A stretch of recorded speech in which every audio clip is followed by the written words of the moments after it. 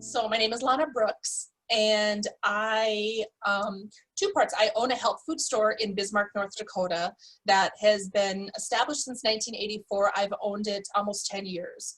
And I also own a hemp company, which we focus mainly on our hearts and our oils. We focus mainly on North Dakota grown hemp products. So there's two parts. The health food store, which is originally what got me into the hemp industry. We started carrying CBD products back in about very early 2015 and carried them without issue until 2017. And then they were confiscated, but we can probably get into that in a little bit. But yeah, I own a health food store, but I also own a hemp foods and a CBD company, Peace Garden Hemp. So our health food store is Terry's Health Products. I think that's a really good segue to ask you to share your story with us of what happened with your run-in with the DEA in 2017. Yeah, absolutely. I'm happy to. So like I stated earlier, we started carrying CBD products in early 2015. So I was familiar with the plant, but I wasn't familiar with all of the cannabinoids and how those actually worked. And so when we started carrying CBD, I just started doing research and started digging into it. And we sold a lot of CBD products in those early days. And had it without issue, and people were getting relief from it, and it was helping them, and they loved it, and they were telling their friends. And you know, it was grandmas that were using it for their arthritis, and it wasn't anything sketchy. And then in May of 2017, the local news station ran a story on CBD. So it was gaining more traction in the community, and the local news station did a story on it. And 2 days after that story aired, we had 4 just plainclothes detectives come into the store and ask if we carried CBD products. And my store manager was like, "Yeah, we totally do. Can I show them to you?" And he said, "Oh, I'm actually an undercover narcotics detective, and that's illegal." And she's like, "Oh, yeah, no, they're not." So I was not in the store that day. They called me. I came in, and we pulled everything. They took samples to test. And I later found out they really had no idea what CBD was. None whatsoever. No clue, nothing. So they took samples. They said, "We'll have these test results back in 24 hours. And the detective specifically told me, he said, because my thought was, well, I'm going to send this back to the companies maybe before they can confiscate it or before they can take it, because that's what he had said. Like, if this comes back with CBD, we will be confiscating all of this and you could be looking at charges. And so I thought, well, I'm going to send it back. And he said, "If you send any of this back," he said, "we've documented how much you have in the store. If you send any of this back or send any of this out, because you're sending it in the mail, we will charge you with interstate drug trafficking, which you could be looking at a 20-year sentence." Well, I have a 5-year-old. So at the time, 3 years ago, my little girl was 2. And I'm like, well, I can't go to prison for 20 years. So I complied and I left it in the store. But in the meantime, I got on the phone and I started contacting our suppliers, and they were working really close. One of our suppliers worked really close with Kentucky Agricultural Department, and so they had all of this documentation from Kentucky, which was really leading a lot of the industry at the time with hemp growing and hemp production at the time. And 24 hours later, they had our lab results back. There was no THC present. There was CBD present. And he said, "We're confiscating this." And so they took all of my inventory, and he said, "It's going to be up to the state's attorney whether they want to press charges or not." So at that point, I had no idea what was going to happen, none whatsoever. From what happened from like May 12th until July was kind of a whirlwind. I was really not even in my health food store at the time. I was on the phone with anyone that would listen to me, because everything that I was told, that there shouldn't have been an issue with these products whatsoever. And when the detectives came back to confiscate everything, I said, I want to know where this is coming from. Where is this? How did we get to this point? And he said that they were given direction from our attorney general. Okay. And the attorney general, because the DEA had no funding, they had their funding removed at the time to enforce this. Okay. But what they did is they sent these fancy little memos out to all of the law enforcement agencies and the attorney generals, the diversion control update that it was. And at the time, the DEA told the hemp industry, they're like, oh, this is not going to be an issue, because the hemp industry recognized that this was going to be an issue. They changed this memo, and they're like, no, it's not going to be an issue. It's an accounting update. It's an accounting internal thing for us. Well, as soon as they did that, they sent it out to local law enforcement agencies and had them be their bad guys, basically, because they had no funding to go out and enforce this themselves. So they turned local law enforcement agencies who had no idea what was going on into their pawns. And I had local narcotics detectives who were like, I don't even know. They're like, we have a meth problem. I have no idea what CBD is. I'll be honest with you. I have no clue what this is. Yeah. So I just started calling people and started getting on the phone and researching and reaching out to people. And then ironically, Rick Trojan happened to be with the hemp road trip and with the Hemp Industry Association. He happened to be driving through North Dakota with the hemp road trip at the time, because he was visiting one of the largest hemp seed distributions at the time, which is in North Dakota. And he got wind of this. This was like probably 4 or 5 days after our confiscation happened. And he made a stop here in Bismarck, and we got connected with, I got some great names, and I got the Hoban Law Group, and I got Eric Steenstra from Vote Hemp, and I just got all of these great contacts from Rick at the time. And that's kind of where it went. I spent the next 6 months really pushing and talking to people, because then there was a whirlwind of this happening. Tennessee, all over the place. It was happening. Nebraska, it was happening all over. And people started calling me, and they're like, what did you do? What can I do? And so we just really started working. And at the time that was going on federally, but I was also trying to work locally with our local legislators and our local law enforcement, and trying to get this cleared up on a state level too. So I was kind of balancing both ends of the spectrum, trying to figure out federally, what can I do to help? How can I lend my voice?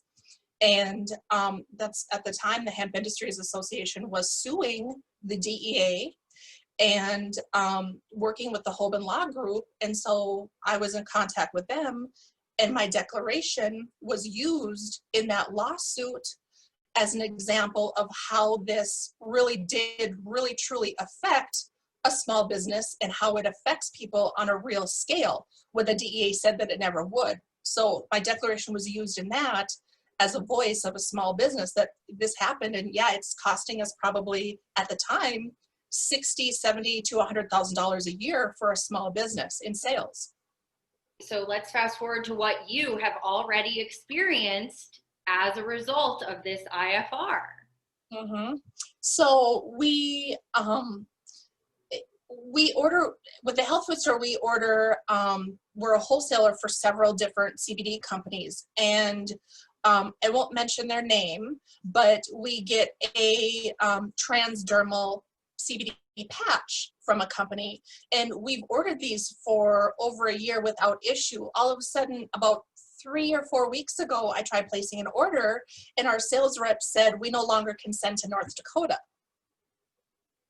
Why?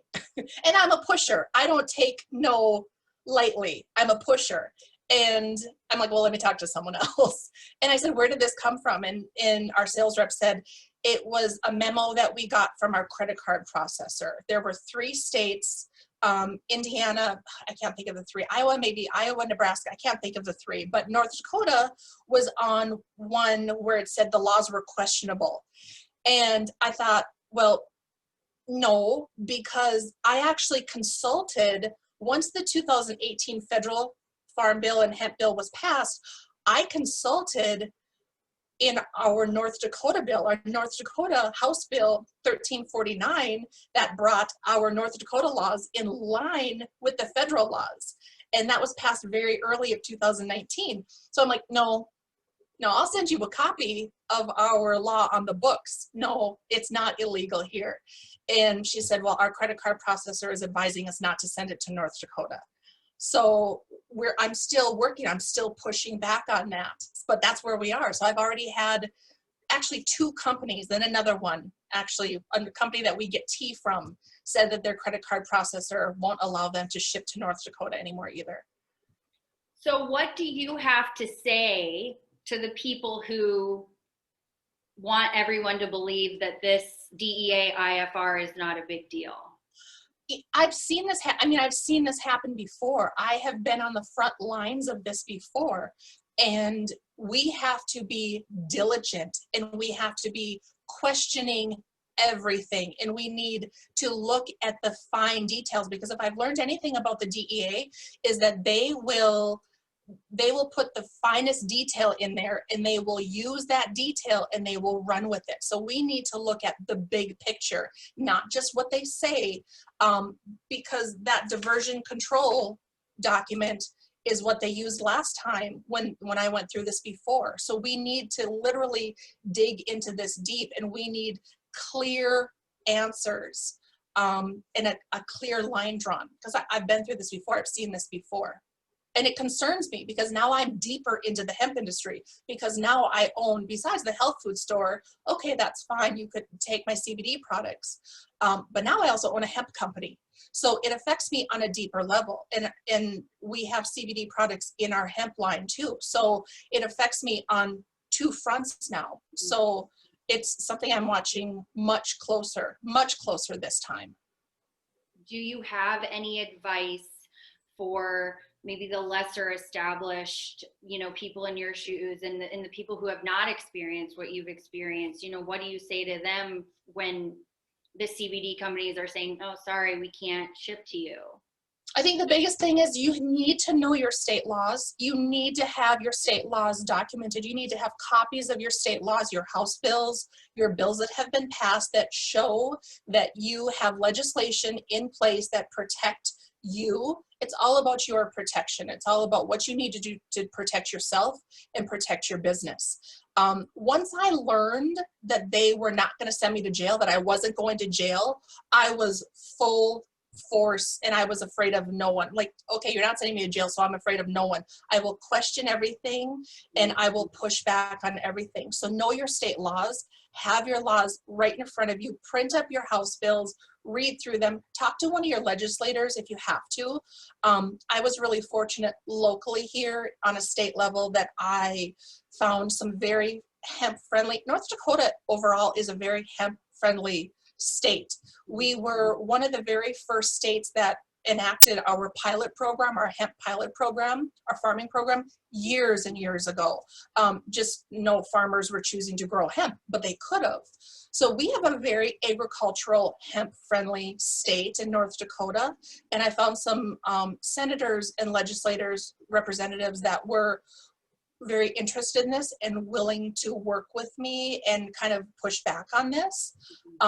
So if you can get in contact with some of those people, and it took me starting with our city council. It was that small. Like, it took me starting with the city council and literally working my way up and finding advocates, people who would advocate for me and my small business. And that's really the angle that I took with it, was that this is a small business. I'm a local small business, and everyone's always saying, support your small business, support. Well, this is something that you can do that is truly affecting the economy of my small business and your city. So really find people who will help advocate for you. Absolutely. I think that's incredible advice, and thank you. I'm just thinking about all of the members and people who are going to watch this and benefit from it, and I'm just so grateful. You know, I hate that you've had the experience you've had, but I'm so grateful for the knowledge that you're now disseminating with the rest of us, you know, to help us navigate through these muddy times. Mhm. Now, really, I think we've covered everything, but before we wrap up, is there anything else that you want to share with HIA members or just, you know, stakeholders in the industry that you think is important? You know, I will say that when I was going through everything that we went through in 2017, it was one of the most stressful times of my life, incredibly stressful. But to this day, I would not change a minute of it because I gained so much knowledge. I met such incredible people. I wouldn't be a member of the Hemp Industry Association right now, probably, if that wouldn't have happened to me. And just the knowledge that I gained, I would not change a minute of it. I would do all of that stress over again. Not that I want to, not that we want to go down this road again. But if something happens to you, it's not the end of the world. You have a voice, you can fight. You have a group of people out here. We are willing to fight with you. And that was when so many members of the Hemp Industry Association were so helpful and so willing to give me resources. And so there's a team out there to help if you find yourself going through some of these situations. Really, I think all I have left to say is a huge thank you. And please know, well, you know, we're here to support you in any way that we can, and anything we can do for you, just let us know. Thank you so much. I appreciate all the support I've gotten from the hemp industry over the course of the last 3 years. It's been incredible.